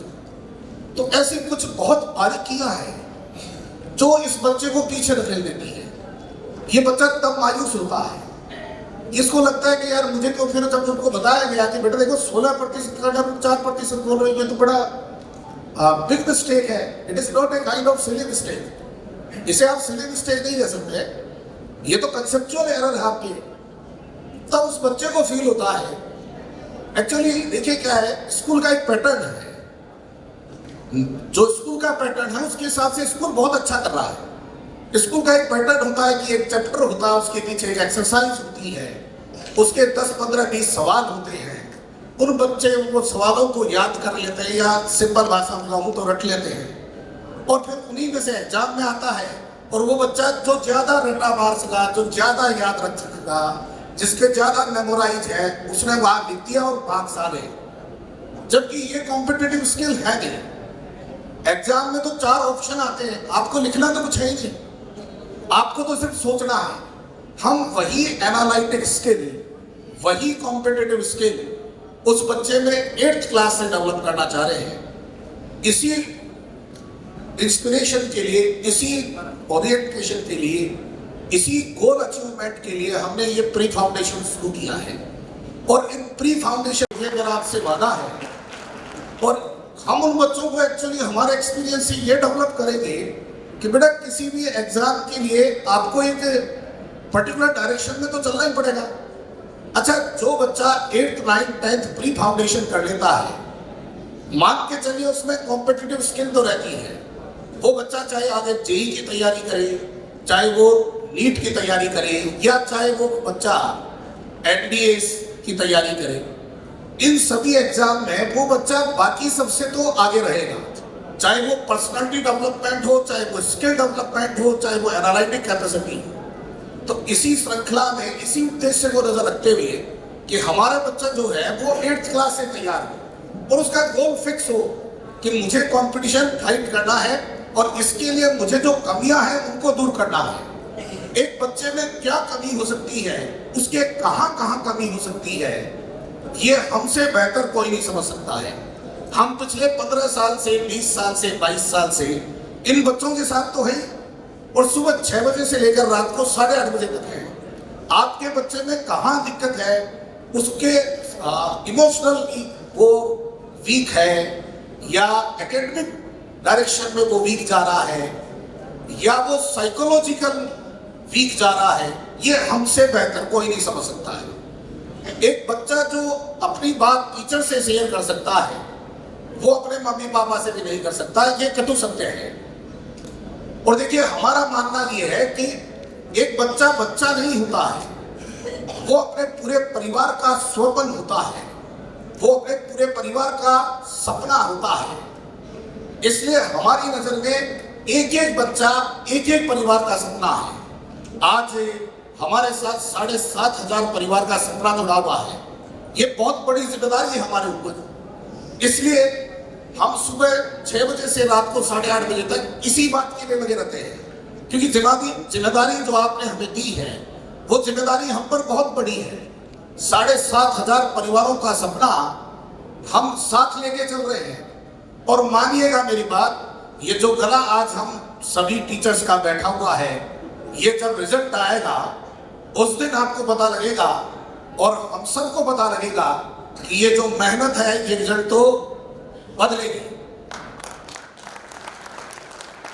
आपने, जब हमने पिछले साल फरवरी में 5 इंस्टीट्यूट शुरू किया, तब हमारे ऊपर ट्रस्ट किया। आज हम इसका सेकंड पार्ट प्री फाउंडेशन शुरू कर रहे हैं। मैं उम्मीद करता हूं कि आप हमें वही ट्रस्ट और वही आत्मविश्वास हमें आपकी तरफ से प्रदान किया जाएगा। आपका जो ट्रस्ट है वो हम पर बना रहे। मैं पूरी टीम की तरफ से ये जिम्मेदारी लेता हूं कि हम किसी भी पल कोई कोताही इसमें होने नहीं देंगे। देखिए, अंत में मैं इतना ही कहना चाहूंगा कि बात जो है बहुत कम समय में बहुत बेहतरीन काम कर रही है। एक छोटी सी बात कहूं, हालांकि अनऑफिशियली है, मैं इजाजत चाहूंगा कि मैं शेयर कर दूं। हमारा हर संडे टेस्ट होता है। एवरी संडे, अगर कल मैं पूछ रहा था, प्रेस वाला कोई आया हुआ था उससे कि एक संडे के पेपर की कॉस्ट क्या आती है। उसने मुझे कहा कि सर आप हर संडे टेस्ट करा रहे हो, ये हर संडे टेस्ट ज्यादा नहीं हो रहे। हमने कहा नहीं, ज्यादा तो इसलिए नहीं हो रहे कि हमारा बच्चा सोमवार को जो है, जब वो चालू होता है पढ़ना, तो उसको पता होता है कि मैं क्या पढ़ रहा हूं अगले 6 दिन, और संडे को उस टॉपिक का टेस्ट होना है। तो बच्चे को डाइवर्जन नहीं है कि मैं ये टॉपिक पढ़ूं, ये टॉपिक पढ़ूं, ये सॉल्व करूं, ये सॉल्व करूं। उसे मंडे को क्लियर रहता है कि मुझे अगले 6 दिन क्या पढ़ना है, और संडे को उसका पेपर होता है। और ये वेरी सून फर्स्ट डे से चल रहा है। एक पेपर ऑर्गेनाइज कराने में बात को लगभग, मैं फाइनेंशियली बात करूं तो उनसे मैंने पूछा तो उन्होंने कहा लगभग 2 लाख रुपए का खर्च आता है। हमारी टीम जो इंगेज होती है एक पेपर को बनाने के लिए, टीचर्स जो है उनका 16 घंटे लगते हैं। एक पेपर को डिजाइन करने में टीचर्स के 16 घंटे लगते हैं। नॉन टीचिंग को वही पेपर ऑर्गेनाइज कराने में 6 घंटे लगते हैं। आपका कंप्यूटर डिपार्टमेंट को वही पेपर कराने में 48 घंटे का समय लगता है। ये इतना बड़ा समय हम इतनी क्लासेज के बाद निकाल पा रहे हैं, वो इसीलिए क्योंकि हमारे ऊपर जिम्मेदारी बड़ी है और हम इस जिम्मेदारी का निर्वाह कर रहे हैं। और मुझे पूरी उम्मीद है कि इस बार पुरानी रोड पर जो रिजल्ट आएगा उसमें पाथ का रिजल्ट सबसे आगे रहेगा। आप सबने अपना कीमती समय हमें दिया, इसके लिए मैं पूरे पाथ परिवार की तरफ से हार्दिक आभार व्यक्त करता हूं आप सभी का। धन्यवाद। वाकई में ये बातें दिल से ही निकल सकती हैं कि मतलब आप आए हैं तो हम अपनी बातों को आपके साथ शेयर करें और जो वादे हमने आपके साथ करने हैं वो आपको लिटरली पूरे करके दिखाएं। इसी श्रृंखला में मैं निवेदन करूंगा अनिल महिला सर से कि प्लीज वो आए। सभी हॉस्टल संचालकों का और सीकर वासियों का बहुत बहुत धन्यवाद देता हूं कि आपने इतने शॉर्ट नोटिस पे, जब हमने आपको कहा कि हम एक नई लॉन्चिंग कर रहे हैं और आपने अपना कीमती समय हमें दिया, उसके लिए हम आपके तहे दिल से आभारी हैं। आपका बहुत बहुत धन्यवाद। देखिए अभिभावकों, जब हमने यहाँ पिछले साल फरवरी में पाथ स्टार्ट किया तो ये पाथ नाम अपने आप में ही जो है वो एक आशा का प्रतीक है। पाथ का फुल फॉर्म जो कि बहुत कम लोगों को पता होगा, पाथ अपने आप में, जैसे इसको कई लोग पाथ कहते हैं, कई लोग जैसे अपने गांव के वो इसको पथ कोचिंग कह देते हैं। ये पाथ और पथ तो है ही, सफलता का पथ तो है ही, साथ ही साथ मैं आपको बताना चाहूंगा पाथ का जो फुल फॉर्म है वो है पेरेंट एंड टीचर्स होप। एक बच्चा जो है वो अपने माता पिता का और अपने टीचर का जो है वो एक आशा होती है। आशा इस प्रकार होती है कि आज तक हमने जो जिया, जो हमने बनाया, हमारी सबसे बड़ी इच्छा ये होती है कि हमारा बच्चा अगर कहीं सफल हो जाए तो तब हम अपने जीवन को सफल मान पाते हैं। तो ये पेरेंट और टीचर की होप के रूप में हमने पाथ करियर इंस्टीट्यूट को स्टार्ट किया। दूसरा, जैसे आप लोगों के माध्यम से इसमें देख पाते हैं, हमारा पाथ का जो सबसे पहला ये जो पी है ये एक प्रश्नवाचक चिन्ह के रूप में है। और प्रश्नवाचक चिन्ह के रूप का मतलब है कि जैसे हरिवंश राय बच्चन जी की मुझे एक कविता याद आती है कि राह पकड़ तू एक चला चल, पा जाएगा मधुशाला। कहने का मतलब ये है कि अगर जिंदगी में कुछ समझ में नहीं आए तो जिस रास्ते आप चल रहे हैं उस रास्ते पर आप लगातार चलते रहिए, बढ़ते रहिए, एक दिन मंजिल आपको जरूर मिलेगी। और इसी उद्देश्य के चलते हम लगातार क्लासेस में मेहनत कर रहे हैं। और जैसा कि भवानी सर ने कहा कि रिजल्ट इतिहास बनाएगा इस बार का, पूरे सीकर के लिए, पूरे राजस्थान के लिए और नीट के इतिहास में मैं कहता हूँ सबसे बड़ी सर्वश्रेष्ठ जो है वो सिलेक्शन रेट हम दे करके और आपको गर्व करने का जरूर मौका देंगे। दूसरा, हम पाथ में कभी भी कोई नया वेंचर चालू करना हो, कोई नया बिल्डिंग हमें स्टार्ट करना हो, कोई नया इसमें डिवीजन चालू करना हो, तो वो हम कभी भी बिजनेस पॉइंट ऑफ व्यू से नहीं करते। जैसे पिछले साल हमने स्टार्ट किया और हमने कभी, आप सारे लोग इस बात के गवाह हैं, हमने कभी ये नहीं कहा कि बच्चों का हमारे पास एडमिशन आप इसलिए कराइए कि हम आपकी फीस कम कर देंगे, ये कर देंगे। हमने सिर्फ ये कहा कि हमारे पास पढ़े हुए सेलेक्टेड किसी बच्चे से आप बात कीजिए, अगर वो कहिए कि ये टीचर जिम्मेदार हैं, ये टीचर आपका अच्छा रिजल्ट देंगे, तो आप पाथ में आइए। और आप सबका मैं धन्यवाद करता हूँ, आप सबने जो है वो हमें बहुत बहुत आशीर्वाद दिया और 7,500 बच्चों की जिम्मेदारी जो है वो हम पर सौंपी और हम बहुत ही जिम्मेदारी के साथ उसका निर्वहन कर रहे हैं। और अब भी इस बार हम किसी को ये नहीं कह रहे कि जी पाथ में हमने प्री फाउंडेशन चालू किया है। हम सबसे आपसे निवेदन ये कर रहे हैं कि हमारे पास जो बच्चे पढ़ रहे हैं, एक बार आप 5 मिनट उनसे बात करके देखिए कि पाथ में क्या अलग है। और सीकर में, कहीं भी सीकर में, मैं कहूँगा पूरे राजस्थान में जिनके अभिभावकों के बच्चों ने कहीं फाउंडेशन किया है, 11th का फाउंडेशन किया है, 12th का फाउंडेशन किया है, वो इस बात को बहुत जानते होंगे कि 11th क्लास में जो है वो लगभग बच्चों की साफ होती है।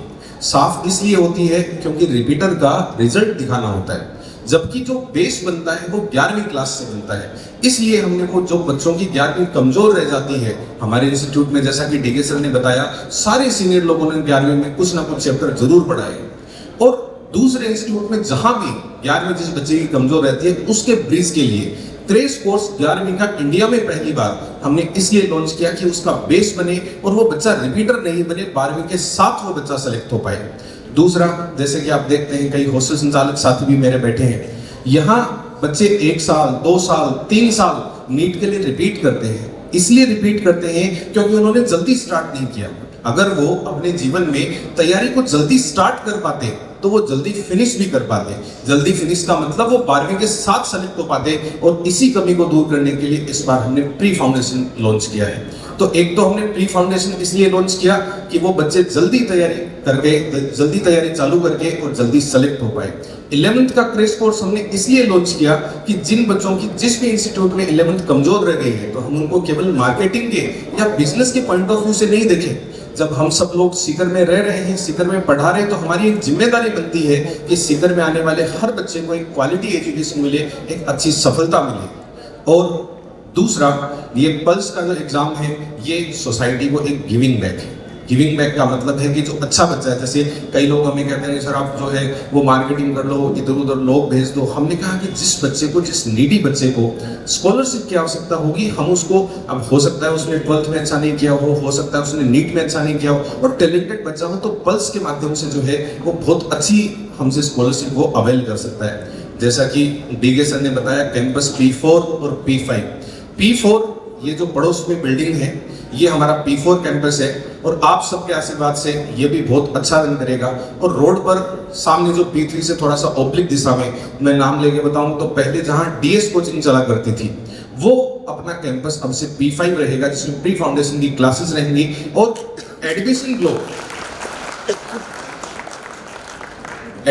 ब्लॉक जो है, एडमिशन ब्लॉक हम यहाँ भी एक बना रहे हैं। जैसे P1 में तो हमारा एडमिशन ब्लॉक है ही है, साथ में यहाँ भी एडमिशन ब्लॉक बना रहे हैं। जैसे पिछले साल आप लोग सब आए, एडमिशन के पीक सेशन में जो है वो वहाँ बहुत भीड़ हुआ करती थी, बहुत भीड़ होती थी। तो आप लोग जो है वो कई बार मान देते कि सर जगह तो बड़ी ले लेते, अब जगह बड़ी तो भाई जी पीसा वंजती ली जाए, ये लिए जगह तो बड़ी खोल ले पावा। लेकिन पढ़ाई में किसी प्रकार की कोताही ना तक आज तक हुई है, ना आज तक होगी। रिजल्ट में आपको कभी भी जो है वो हम निराश नहीं करेंगे, रिजल्ट में आप हमेशा हम पर गर्व करेंगे। आपका पाथ यूं ही बढ़ता रहेगा, यूं ही अच्छा करता रहेगा, हम यूं ही मेहनत करते रहेंगे। आप आशीर्वाद बनाए रखिए। आपका बहुत बहुत धन्यवाद। सत्यवीर सर को बुलाना चाहूँगा, सबको शेयर करें प्लीज। Thank you sir. उनका नाम सर को सौंपा। पहले तो मैं जो भी अभिभावक हैं, जो भी हमारे साथीगण हैं, सभी को मेरी तरफ से प्रणाम। और बाकी सब डीके सर ने, लाडा सर ने, भवानी सर ने, AM सर ने, सारी जो प्लानिंग थी, पाथ का एक विजन जो था कि पाथ एक दुकान नहीं है, एक होलसेल की बड़ी दुकान है क्या, तो एक पाथ का एक जो विजन था ना, वो विजन पेरेंट्स के सामने रख दिया कि हम एक बहुत लंबी दौड़ चलने वाले हैं, छोटी सी दौड़ पर अपना काम खत्म करने वाले नहीं है। और ये हमारी एक एक्सपेक्टेशन थी इनिशियल फेज में कि यार पेरेंट्स का एक बहुत बड़ा सा भरोसा है, मार्केट का एक बहुत बड़ा सा भरोसा है, और हम उस भरोसे पर मन से काम करके दिखाएं। और आप लोगों ने, सबने भरोसा किया, सबने एक उम्मीद ली कि यार सीकर की धरती पे एक नया पेड़ हुआ है, और उस पेड़ को क्यों ना सींचा जाए, देखते हैं ये कैसे फल देता है। और मैं आपको मेरे पूरे स्टाफ की तरफ से, पूरी टीम की तरफ से ये भरोसा दिलाना चाहता हूँ कि आपने जिस उम्मीद के साथ पाथ को जोड़ा, पाथ के साथ जुड़े थे आप लोग, उस उम्मीद पर हम 100% खरे उतरेंगे। और दूसरी चीज़ कि मैं तो पेरेंट्स को एक ही मैसेज देना चाहता हूँ कि आज के दिन सराउंडिंग जो है ना, बहुत सारा नेगेटिव है। अगर हमें पॉजिटिव बना के रखना है तो अपने बच्चे के बीच में और अपने बीच में गैप ना आने दें। उसको टीचर से कंटिन्यूस उसकी काउंसलिंग कराएं, कंटिन्यूस उसकी पेरेंट्स केयरिंग होती रहनी चाहिए, जो कि मैं क्लास में भी बच्चों से कहता हूँ, पेरेंट्स जो मेरे से मिलता है उनसे भी कहता हूँ कि आप लोग कंटिन्यूस आओ, मिलो, अपनी समस्याएं बताओ, बच्चे की समस्याएं बताओ, उसका 100% सॉल्यूशन लेके जाओ। बच्चा कहीं भी अप एंड डाउन करता है तो उसको तुरंत कोचिंग के साथ में, तुरंत अपने टीचर्स के साथ में मिलाओ, और बच्चे को कहीं ना कहीं डीमोटिवेटेड होने से रोको आप लोग चीज़ों को लेकर के। Okay, not okay? Okay, thank you everyone. जैसा कि आपके सामने हमने पांचों की पांचों अपने कंटेंट को रखा, जो आगाज है हमारा, जो नई शुरुआत है वो आपके सामने शेयर किया। एक प्री फाउंडेशन को लेके थोड़ा सा मैं आपको और थोड़ा सा समय दूंगा और बताना चाहूँगा कि what new things we are going to do, हम लोग क्या अलग करने जा रहे हैं। वेरी फर्स्टली, जैसा कि आपको बताया, separate campus, it's very different thing, बहुत ही अलग सिनेरियो है। ऐसा कभी किसी ने कुछ नहीं किया है कि सेपरेटली एकदम सेपरेटली अलग हटके नया यूनिट स्टार्ट करना और सबके सामने रिप्रेजेंट करना, ये बहुत अलग चीज़ है। और मेजर इंपॉर्टेंट थिंग जो आज प्री फाउंडेशन का अगर देखा जाए तो मोटिव यही है कि हम लोग इस पूरे सीकर के अंदर एक नया विजन सेट करना चाहते हैं कि रिपीटर की परंपरा ही ना हो, रिपीटर की परंपरा ही हटाना चाहते हैं। और ये साउथ में होता भी है। जो साउथ है वहां पर देखिए कि जो 11th-12th का स्टूडेंट है उसको उसके साथ में क्रैक करने के लिए कहा जाता है कि अगर करना 9th-10th उसका ड्रीम हमारा ड्रीम। और मैं आपको थोड़ा सा और ब्रीफिंग करूंगा, जैसे कि आपके सामने दोनों तरफ स्क्रीन लगी हुई है, तो यहाँ पे जैसे कि मैं आपको बताना चाहूंगा कि पर्टिकुलरली प्री फाउंडेशन के अंदर जो हम लोगों ने आइडियोलॉजी शेयर करनी है 8th, 9th, 10th। 8th के अंदर कुछ टॉपिक्स की बात करते हैं, नेक्स्ट स्लाइड प्लीज सर। अगर बात करते हैं हम लोग 8th क्लास के अंदर, तो यहाँ पे जैसे एक फिजिक्स में खुद फिजिक्स का टीचर थोड़ा सा आपको बताना चाहूंगा, इतना टॉपिक्स आपको तो पता नहीं है, आपके बच्चे जैसे आप उनके साथ कनेक्ट करेंगे उनकी आइडियोलॉजी में शेयर कर रहा हूँ कि फिजिक्स के कुछ टॉपिक्स 8th के अंदर क्या पढ़ाए जाते हैं, जैसे फ्रिक्शन हो गया, फैक्टर ऑफ एक्टिव फ्रिक्शन हो गया, रोलिंग फ्लूइड, ये सब जो टॉपिक्स लेफ्ट साइड में यहाँ पे लिखे हुए, ये सेम टू सेम टॉपिक्स हम इसको एक्सपेंडेड वे में 11th क्लास में शेयर करते हैं। इवन 9th की स्लाइड खोलिए सर। 9th के अंदर भी देखिए जैसे distance, displacement, speed, velocity, acceleration, motion, equations of motion, sound, ये सारी चीजें हम लोग 11th क्लास में उसके साथ ब्रॉड लेवल पे डिस्कस करेंगे। प्लीज 10th का खोलिए। 10th का देखिए plane mirror, law, spherical mirror, lens, mirror, सारी की सारी चीजें 10th वाली जो हमें उसको 12th के साथ शेयर करेंगे। कहने का मतलब मोटिव इतना सा है कि 8th, 9th, 10th में जो बच्चा हमारे साथ जुड़ रहा है उसको हम लोग 10th नहीं 11th और 12th में उसको किस तरीके से एक्सटेंड लेवल पे लेके जाएंगे, तो वो हमारा एक विजन है। आप सोचिए अगर बच्चा इस तरीके की प्रिपरेशन करके जो टॉपिक्स हम पढ़ाने वाले वो पहले ही पढ़ लिया और वो हमारे साथ क्लास में बैठता है, तो क्लास में बैठते हो तो उसके साथ डिलीवर करते हैं तो सोचता है सर और क्या चीज नहीं दोगे, उसमें और क्या चीज एडिशनल करोगे सर, इसका क्वेश्चन लेवल मजा नहीं है और नहीं कुछ क्वेश्चन। हमारे साथ कई बच्चे ऐसे जुड़े हुए भी हैं जो अभी आजकल इतना अच्छा कर रहे हैं परफॉर्म 11th क्लास के अंदर, कहीं ना कहीं वो प्री फाउंडेशन कहीं से करके आए हैं तो हमें फील होता है। और इतने सालों से हम देख रहे हैं बच्चे जो कुछ करके आते हैं उनको वाकई में डिफरेंट फील होता है कि आप कुछ अलग कर सकते हैं। Even very first in the market of Sikar, in the market of Sikar नहीं, मैं तो पूरा इंडिया की बात करता हूँ कि प्री फाउंडेशन के अंदर अगर बच्चा हमारे साथ जुड़ता है तो उसको हमने 2 से 3 घंटे कोचिंग के अंदर ही बिठा के उसको पढ़ा के भी भेजेंगे हम लोग। ये बहुत एक अलग विजन है, ये बहुत ही अलग विजन है। मैं जब शेयर कर रहा था हमारे दोस्तों के साथ में, तो ये जब आइडियोलॉजी शेयर हो रही थी तो हमारी सारी पूरी टीम की एक विजन आया कि यार क्यों ना हम बच्चों को यहीं पे पढ़ा के भेजें। आज अगर स्कूल स्ट्रक्चर के अंदर उसको मतलब हमने क्लास की तरह पढ़ा दिया और भेज दिया, जिम्मेदारी खत्म नहीं होगी। वो जिम्मेदारी तब मानी जाएगी जब उस बच्चे को हम लोग यहीं पर जो हमने पढ़ाया उसकी रिगार्डिंग उसके कुछ पेपर्स करवा दें, जो हमने आज टॉपिक पढ़ाया उसके ऊपर कुछ क्वेश्चन दे दें, और एक बड़े क्लासरूम में जहाँ 300 बच्चे बैठ सकते हैं वहाँ एक बच्चे को 2 घंटे तक एक सेल्फ स्टडी का लाइब्रेरी जोन दिया जाए। तो ये वेरी डिफरेंट यूनिक सोच है, ऐसा किसी ने कुछ नहीं किया है, ये मेरी गारंटी है। और आपको मैं विश्वास दिलाता हूँ अगर आप हमारे साथ इस तरीके की आइडियोलॉजी से जुड़ेंगे तो लिटरली आपको फील होगा कि यार ये लोग ने कुछ अलग ही किया। प्लीज इसके लिए आप सच में मतलब आपसे निवेदन है कि आप ये आइडियोलॉजी जिसके साथ भी बात करें जरूर शेयर करिएगा। प्लस मैं आपको ये बताना चाहूंगा, next slide please, next slide, कुछ हमारे साइंस लेबोरेटरी से संबंधित कुछ बातें बताना चाहूंगा। एवरीवन, होता क्या है कि physics, chemistry, bio, SST, science के अंदर जो सारे टॉपिक्स मैंने बोले, मैथ्स हो गया, मेंटल एबिलिटीज होगी, ये जो 8, 9, 10 में पढ़ाए जाते हैं, हिंदी इंग्लिश पढ़ाई जाती है, तो इनको हम लोग एक प्रैक्टिकल फाइल में या प्रैक्टिकल वे पे से उसको रिप्रेजेंट करने के लिए पर्टिकुलरली एक्सपेरिमेंट्स को क्लास में डिस्प्ले के साथ में हम लोग रिप्रेजेंट करने वाले हैं। ये एक नई यूनिक सोच हम लोगों ने सोची जो कि मार्केट में बिल्कुल भी कहीं नहीं है, कि सामने प्रैक्टिकल करके दिखाने की भी कैसे ये प्रोसेस होता है। और जो आपने कभी ऐसे हल्का स्विच करते करते अपने बच्चे के लिए देखा होगा इंटरनेट पे यार कि ऐसे टीचर्स पढ़ा रहे हैं अलग अलग करके, वो हम प्रैक्टिकली क्लास में रिप्रेजेंट करना चाहते हैं। Third thing, 3D classes, visualisation, जैसे मैं आपको रिप्रेजेंट करता हूँ कुछ वीडियोस को। नेक्स्ट दिखाइए सर, एक वीडियो देखिए आप, बायोलॉजी, फिजिक्स, केमिस्ट्री में ह्यूमन हार्ट, इलेक्ट्रोमैग्नेटिक जो फेज ऑफ मैटर है, इसको थोड़ा सा मैं आपको 1-2 मिनट का समय और लूंगा और आपको रिप्रेजेंट करूंगा। Please on the videos.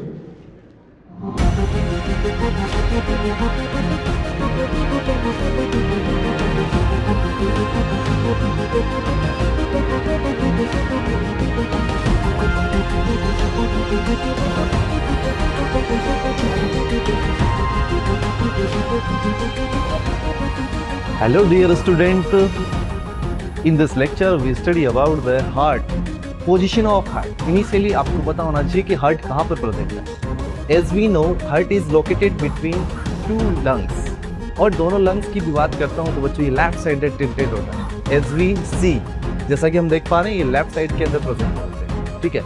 और इसके अंदर किस तरह का अरेंजमेंट होता है, देखिए दोनों लंग्स के बीच में सेटल है ये, और लेफ्ट साइड की तरफ सेटल है। और आप देख पा रहे हैं ये पूरा नेटवर्क, ये पूरा नेटवर्क जो है वो किससे कनेक्टेड है, हार्ट से कनेक्टेड है। देखिए पूरी बॉडी में देखिए, आप देख पा रहे होंगे, देखिए पूरी बॉडी के अंदर आप आर्टरी और वेन्स के थ्रू इसका कनेक्शन हार्ट से देख पा रहे हैं आप। चलिए इस हार्ट के अंदर किस तरह की स्ट्रक्चर होती है इंटरनल, चलिए अभी देख रहे हैं। देखिए हार्ट के अंदर ये पूरा प्रॉपर हार्ट है, इसमें आप देख पा रहे होंगे लव डब लव डब, किस तरह की हार्ट साउंड आ रही है यहाँ पर, लव डब लव डब, यानी कि ये पूरी वॉल आप देखें, ये ऊपर वाला पार्ट थोड़ा सा ब्रॉड, नीचे वाला पार्ट थोड़ा सा नेरो, और लेफ्ट साइड टिल्टेड। और आप देख पा रहे होंगे इसके अलग अलग wall of atrium, wall of ventricles, ऊपर से ब्लड वेसल्स आने वाली, फिर इसके अंदर जो प्रॉपर ब्लड रोटेट होने वाला, फिर कहाँ होता है, चलिए देखते हैं इंटरनल स्ट्रक्चर ऑफ हार्ट। देखिए this is what, superior vena कावा, जिससे ब्लड इस कंपार्टमेंट में आएगा। आप देख पा रहे हैं पूरा टोटल 4 कंपार्टमेंट इस ब्लड हार्ट के अंदर है। देखिए दिस यानी कि टोटल कितने होंगे 4, 1 2 3 4। This is what right side, this is what left side. Right side के अंदर आप देखेंगे upper part, that is the atria ventricle, atria ventricle, all compartments are connected with septa as we see. जैसे हम देख पा रहे हैं ये सेप्टा होता है, ये भी सेप्टा है। और बच्चों जो इनिशियली ब्लड आएगा वो कहाँ से आएगा, यहाँ से superior vena cava, as well as नीचे की तरफ होती है इंफीरियर वेना कावा। यहाँ ब्लड आएगा और ब्लड नीचे की तरफ जाएगा, तो इसके बीच में क्या होता है, वॉल होती है, जैसा कि हम देख पा रहे हैं। देखिए जरा ध्यान से देखिए इसमें किस तरह की फंक्शनिंग हो रही है। पहले ब्लड इसमें आता है, फिर ब्लड इस वॉल के थ्रू चेक होते हुए नीचे की तरफ जाएगा। देखिए किस तरह से सर्कुलिंग हो रही है, एज वी नो, जैसा हम जानते हैं और हम देख भी पा रहे हैं, ब्लड आ रहा है, देन फिर इसके अंदर आ रहा है, फिर इससे पूरी बॉडी के अंदर सर्कुलेट हो रहा है, जैसा कि हम देख पा रहे हैं। देखो गया वो गया ब्लड, ठीक है, देन फिर वापस रिटर्न होगा इसमें, इससे फिर इस वॉल के थ्रू नीचे की ओर आएगा, जैसा कि हम देख रहे हैं। वो जो कलर डिफरेंस क्या बता रहा है, this is what impure blood, this is what pure blood. देखिए pure blood, red colour represents pure blood, pure blood will go in different body parts, ठीक है। This is what, this is complete structure of heart. Thank you.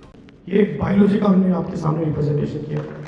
ये कोई जैसे हम लोग 10 लोग अभी बैठते हैं, हम लोग का एक जोन बना हुआ है, एक हमारा फाउंडर्स कैबिन बना हुआ है जिसमें हम 10 लोग बैठते हैं। 10 लोग की कोई अलग अलग कैबिन नहीं है, कोई डायरेक्टर सिस्टम नहीं हम लोग के यहाँ पे। 10 लोग सिर्फ डिस्कशन करते हैं। तो वहाँ पे जब हम इसके बारे में शेयर कर रहे थे तो हमने बोला कि यार इस तरीके से क्लासरूम में ऐसे टीवी लगाना चाहिए। तो कई लोगों ने मतलब लिटरली आप बिलीव नहीं करेंगे कि जब तक टीचर मार्कर के साथ में फील नहीं देगा ना तब तक कोई मतलब नहीं है। तो हमने ये कंसेप्ट ऐसा नहीं कि हर क्लास में मतलब बस लगा देंगे, बट एवरी डे एक क्लास इस प्रकार की जरूर से होगी और रियलिटी में जो काम होगा वो पूरा ब्लैक बोर्ड और मार्कर के साथ में होगा, जिससे एक्चुअल में मूवमेंट्स के साथ में टीचर अपने एक्सप्रेशन को शो कर सकता है। तो ये हमने एक आइडियोलॉजी बेसिकली और वीडियो दिखाते हैं आपको प्लीज। नेक्स्ट फिजिक्स के लिए देखिए।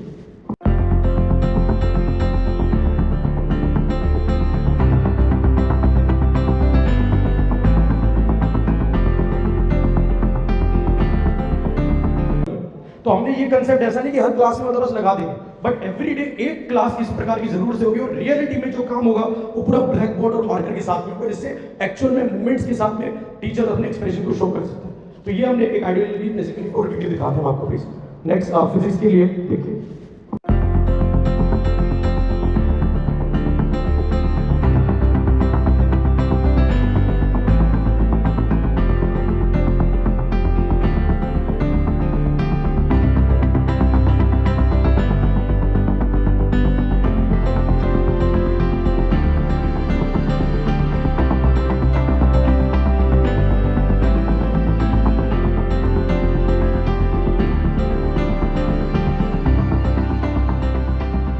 Hello students, what we are going to discuss today, the electromagnetic field around a current carrying wire. This phenomena was very first observed by Hans Christian Oersted. Hans Christian Oersted ने देखा कि अगर एक हमारे पास करंट कैरिंग वायर है, as you can see this is a current carrying wire, और इसमें अगर आप देखें तो करंट की डायरेक्शन टॉप से बॉटम की तरफ है, तो यहाँ पे आपको बहुत सारी मैग्नेटिक फील्ड लाइंस दिख रही है अराउंड दिस वायर। और ये जो मैग्नेटिक फील्ड लाइंस दिख रही है कॉन्सेंट्रिक सर्कल्स है, देखिए ये सारे के सारे कॉन्सेंट्रिक सर्कल्स हैं, ये सबका सेंटर वायर पे लाई करता है। और इन कॉन्सेंट्रिक सर्कल्स के पास में, यानी कि इस वायर के पास में अगर मैं कंपास लेके जाता हूँ तो कंपास की नीडल जो है वो डिफ्लेक्शन शो करती है, एज यू कैन सी यहाँ पे डिफ्लेक्शन शो करती है कंपास की नीडल, ठीक है। और ये डिफ्लेक्शन जो है ये हमें इस मैग्नेटिक फील्ड की डायरेक्शन को इंडिकेट करता है, इसकी डायरेक्शन बताता है। ऐसे ही अगर मैं इस वायर को लूप का स्ट्रक्चर दे दूं, लेट्स सी, अगर इस वायर को क्या दे दूं, लूप का स्ट्रक्चर दे दूं, तो आप देखेंगे कि मैग्नेटिक फील्ड लाइंस जो है वो इस लूप के अंदर से जा रही हैं, ऐसे पास हो रही है, एज यू कैन सी यहाँ से इस तरीके से पास होके बाहर की तरफ आ रही है लूप। नाउ लेट्स सी, अगर मैं इसी लूप मल्टीपल लूप्स यूज कर लूं तो it will become a electromagnet. कैसा होता है इलेक्ट्रोमैग्नेट? सी मल्टीपल लूप्स, और इसके सेंटर में क्या है? कोर। तो अगर यहाँ पे करंट फ्लो कर रहा है इस लूप के अंदर, इस basically we call it coil, क्योंकि एक सिंगल जो लूप होता है वो बेसिकली लूप रहता है और मल्टीपल लूप्स को हम कॉइल बुलाते हैं। तो यहाँ पे क्या है? कोर।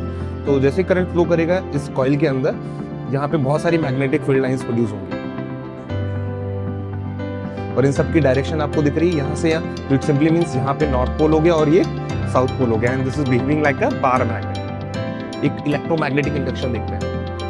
देखिए, अगर एक मैग्नेट या मैग्नेटिक फील्ड किसी कॉइल को कट करती है तो वहां पे क्या प्रोड्यूस होता है? बेसिकली करंट इंड्यूस होता है। और यहाँ पे आपको दिख रहा है दिस इज अ गैल्वेनोमीटर जिसके अंदर करंट इंड्यूस होता हुआ नजर आ रहा है, और ये जो करंट है बेसिकली इसकी डायरेक्शन चेंज हो रही है। It simply means what kind of current it is. Very good, it's a AC current. छोटे बच्चों को वाकई में ये फीलिंग आती है कि यार जबरदस्त तरीके से जो बता रहे हैं वो कुछ सीखने की वाकई में एक मूवमेंट के साथ बैठते हैं क्लास में। और ये जब चीज़ें अभी से डिस्कस होगी तो सोचिए यही चीज़ों को हम 11-12 में पढ़ाएंगे तो क्या नेक्स्ट लेवल फील होगा। एक लास्ट वीडियो और दिखाते हैं आपको केमिस्ट्री के लिए भी, प्लीज सर।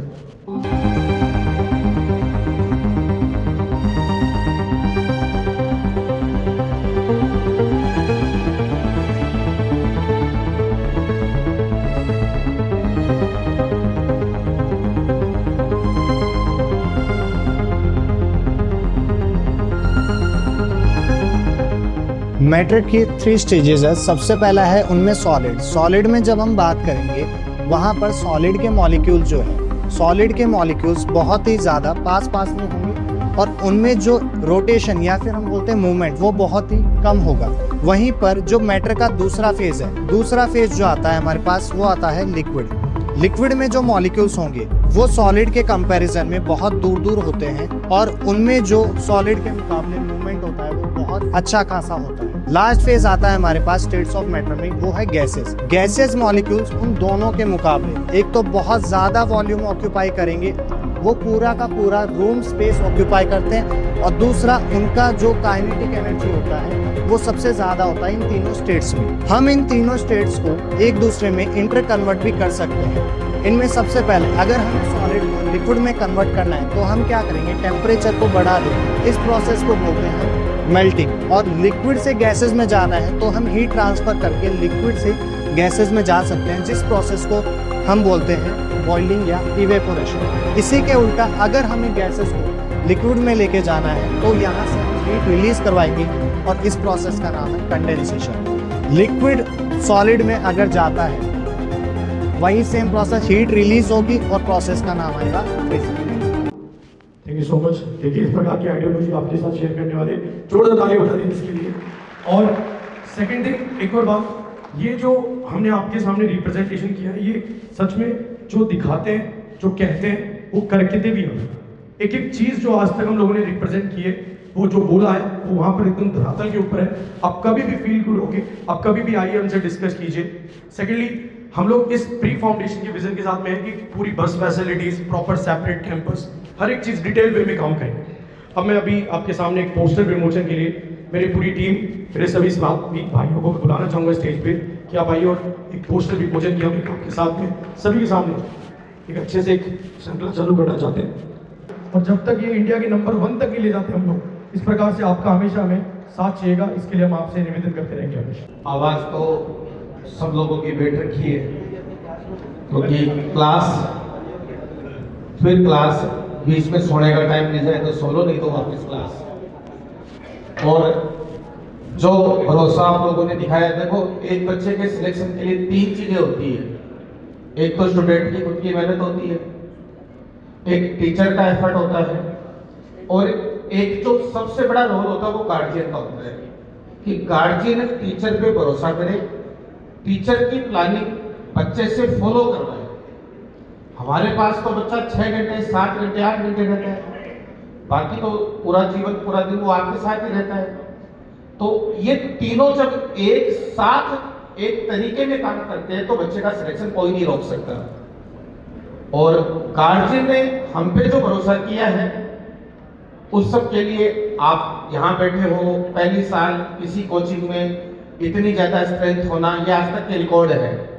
मतलब मुझे याद है फरवरी में लोग हमें बोलते थे कि आप भाग जाओगे, छोड़ जाओगे, तो बात तो देखो जायज थी, डर तो सबको ही लगता है। आपकी जगह मैं भी थी, मेरी गुड़िया का एडमिशन कराने जाता तो ये बात जरूर पूछता, लेकिन कुछ ऐसी जख्म होते हैं जिनका इलाज केवल समय के पास होता है। हम उस समय कहते किसी को कि हम नहीं भागेंगे, हम कसम खा रहे हैं, हम लिख के देते, तो वो सारी बातें तो फालतू होती। धीरे धीरे लोगों ने हम पे भरोसा किया, फरवरी के बाद मार्च आया, लोगों का भरोसा बढ़ा, कुछ बैच चालू हुए, उन बच्चों ने मार्केट में पॉजिटिविटी स्टार्ट करी। बच्चा ऐसा पब्लिशर होता है, बच्चा ऐसा प्रमोटर होता है जिसको कोई पैसे देके, कोई लालच देके उससे पढ़ाई नहीं करवा सकता। बाकी लोग तो शायद पैसों के लिए कुछ बोल जाए, लेकिन स्टूडेंट और गार्जियन ऐसे होते हैं वो सही बोलते हैं। एक हॉस्पिटल और एक स्कूल सही अमाउंट पब्लिसिटी से रन करते हैं। जो होता है ना ब्रांड एम्बेसडर, जैसे किसी का कल्याण ज्वेलर का अमिताभ बच्चन होता है, किसी का विराट कोहली होता है, किसी का महेंद्र सिंह धोनी होता है, किसी की अनुष्का होती है। तो हमारे तो विराट कोहली अनुष्का सब आप ही हो, जो बच्चे पढ़ रहे हैं वो है। आप सब लोगों का भरोसा हम पे बना, उस सब के लिए बहुत बहुत धन्यवाद। हमारी टीम ने उस भरोसे को कायम रखा, उन सब के लिए इन मेरे से जो भी सीनियर है, एक तो ही है, बाकी तो मेरे जूनियर हैं, उन सबको बहुत बहुत धन्यवाद। और आप लोगों का भरोसा आगे भी हम पे बना रहे, वो मेहनत हम कर सके, उसके लिए मैं ईश्वर को धन्यवाद देता हूँ कि हमें काबिल बनाए रखे, ताकि वो मेहनत करे, ताकि ईश्वर हमें इतनी हिम्मत दे कि हम उस धन्यवाद आपकी इस भरोसे पे कायम रहे। आप सब यहाँ आए, एक संडे का समय, जैसे संडे कहा था कि संडे को भी परिवार को टाइम नहीं दिया, तो टाइम तो परिवार को आज आपने भी नहीं दिया है। तो जो सेक्रीफाइस हमने किया उसमें थोड़ा आपका भी योगदान है। आपके इस त्याग के लिए मेरी पूरी टीम की तरफ से आप सबको हार्दिक बधाइयाँ हो, शुभकामनाएं। आपका भरोसा हम पे बना रहे, इसी की मैं आशा करता हूँ। जय। लड्डू के टाइप से एक मीठा आपके साथ में हम शेयर करेंगे, प्लीज आप जाते हो तो उसको जरूर कलेक्ट करें और हमें आशीर्वाद जरूर दीजिएगा। Thank you so much, thank you so much.